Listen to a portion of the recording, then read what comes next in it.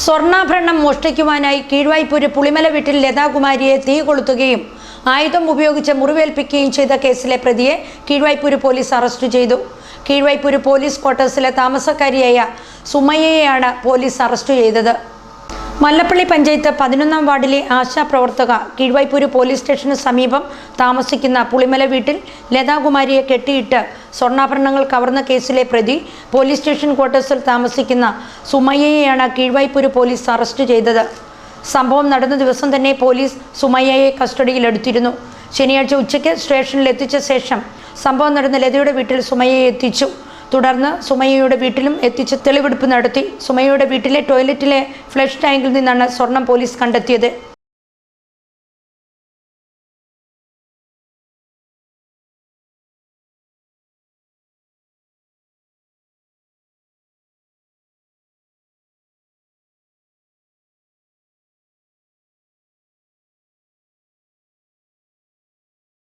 പ്രതിയായ സുമയ്യ ആശാപ്രവർത്തകയായ ലതാകുമാരിയെ ആക്രമിക്കുകയും കെട്ടിയിട്ട് 2.5 പവന്റെ ഒരു മാല, 3 പവൻ വരുന്ന 3 വളകൾ എന്നിവയാണ് മോഷ്ടിച്ചത്.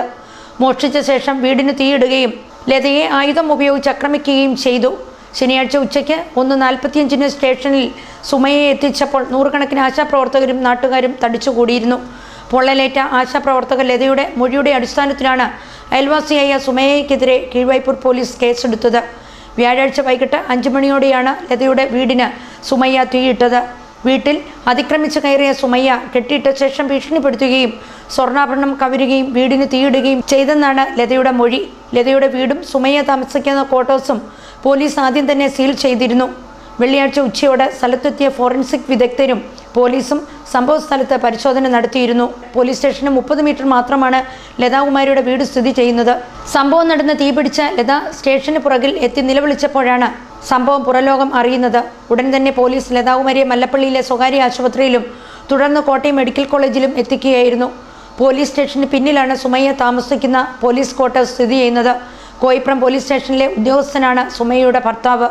ജില്ലാ പോലീസ് മേധാവിയുടെ നിർദ്ദേശാനുസരണം തിരുവല്ല ഡിവൈഎസ്പി എസ് നന്ദകുമാറിന്റെ മേൽനോട്ടത്തിൽ Keezhvaipur police house officer Vipin Gopinath, SI-മാരായ S Adarsh, Rajesh, ASI PH Anseem എന്നിവരുടെ നേതൃത്വത്തിലാണ് കേസന്വേഷണം നടത്തിയത്. ഈ പോലീസ് സ്റ്റേഷനിൽ മിനിഞ്ഞാന്ന് വൈകിട്ട് ഒരു 4:30-5 മണിയോടുകൂടി ഉണ്ടായ ഒരു ഇതുമായിട്ട് ബന്ധപ്പെട്ട ഉണ്ടായ ഇൻസിഡൻറ്റിൽ ഇപ്പോൾ അതിനെ അക്യൂസിനെ അറസ്റ്റ് ചെയ്തിട്ടുണ്ട്. ലതാകുമാരി എന്ന് പറയുന്ന 61 വയസ്സുള്ള സ്ത്രീ ഈ പോലീസ് സ്റ്റേഷനിൽ അടുത്ത് തന്നെ താമസിക്കുന്നതാണ്. ആശാ വർക്കറാണ്. അവർക്ക് അവരുടെ വീട്ടിൽ ഉണ്ടായ ഒരു ഇൻസിഡൻ്റാണ്. തീപ്പൊള്ളലും ഏൽപ്പിച്ച് കൊലപാതക ശ്രമം നടത്തിയ ഒരു കേസാണ്. ഇപ്പം നിലവിലിപ്പം നമ്മൾ അതിനകത്ത് പ്രതി അറസ്റ്റ് ചെയ്തിട്ടുണ്ട്. ഇതിൻ്റെ മോട്ടീവ് കൂടുതൽ അന്വേഷണങ്ങൾ ഞങ്ങൾ നടത്തിക്കൊണ്ടിരിക്കുകയാണ്. ശരിക്കും പറഞ്ഞു കഴിഞ്ഞാൽ ഒരു അവരുടെ മാലയും വളയും മറ്റും കവർന്ന ഒരു സംഭവമുണ്ട്. അത് ഈ ഓൺലൈൻ ഏറ്റവും പ്രധാനമായിട്ട് നമ്മൾ ശ്രദ്ധിക്കേണ്ടത് ഓൺലൈൻ ട്രേഡിങ്, അതുമാതിരിയുള്ള ലോൺ ആപ്പ്, ഇങ്ങനെയുള്ള കാര്യങ്ങളിലൊക്കെയാണ് ഈ പ്രതി ഇൻവോൾവ് ആയിട്ടുള്ളത്. അപ്പോൾ അതും പ്രകാരം കുറേ അവരുടെ മൊഴിപ്രകാരം 50 ലക്ഷത്തോളം രൂപ കടമാക്കി വെച്ചിട്ടുണ്ട്. അവരുടെ ഭർത്താവിനെ ബന്ധുക്കൾക്ക് അറിയത്തുമില്ലായിരുന്നു. അപ്പോൾ ഇതാണ് ഇപ്പോൾ നാട്ടിൽ ഏറ്റവും വലിയതായിട്ട് നടന്നുകൊണ്ടിരിക്കുന്ന തട്ടിപ്പിൻ്റെ ഭാഗത്തിൻ്റെ ഒരു ഇരയായിട്ടും അല്ലെങ്കിൽ അതിന് അഡിക്റ്റായി വന്ന ഒരു ഇൻസിഡൻറ്റിൻ്റെ പുറത്താണ് ഇപ്പോൾ ഈ ഒരു വലിയ ക്രൈം സംഭവിച്ചിട്ടുള്ളത്. സുമയ്യയെ കാണാൻ നിരവധി ആശാപ്രവർത്തകരാണ് സ്റ്റേഷൻ പരിസരത്ത് എത്തിയത്.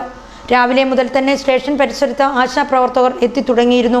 സുമയ്യയെ തെളിവെടുപ്പിന് കൊണ്ടുപോയി തിരികെ കൊണ്ടുവന്നിട്ടും മടങ്ങിപ്പോകുവാൻ ആശാപ്രവർത്തകർ തയ്യാറായില്ല. വൈകിട്ട് 3:30 വരെ ആശാപ്രവർത്തകർ പോലീസ് സ്റ്റേഷൻ പരിസരത്ത് നില ഉറപ്പിച്ചിരുന്നു. ജനങ്ങൾ പോലീസ് സ്റ്റേഷൻ പരിസരത്ത് തടിച്ചുകൂടിയതോടെ വൻ പോലീസ് സന്നാഹവും ഇവിടെ നിലയുറപ്പിച്ചു. കീഴ്വായ്പൂര് പോലീസിനെ കൂടാതെ തിരുവല്ല, കോയിപ്രം, പെരുമ്പട്ടി പോലീസ് സ്റ്റേഷനിലെ പോലീസുകാരും ക്യാമ്പിലെ പോലീസും പോലീസ് സ്റ്റേഷൻ പരിസരത്ത് നില ഉറപ്പിച്ചിരുന്നു.